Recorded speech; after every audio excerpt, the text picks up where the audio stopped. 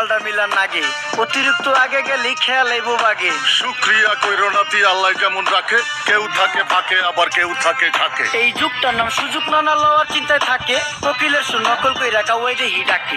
নিমু খারাম ভুইলা জায়গা কি আসিল আগে, কি আসিল আগে এখন হাইকো মোটে আগে।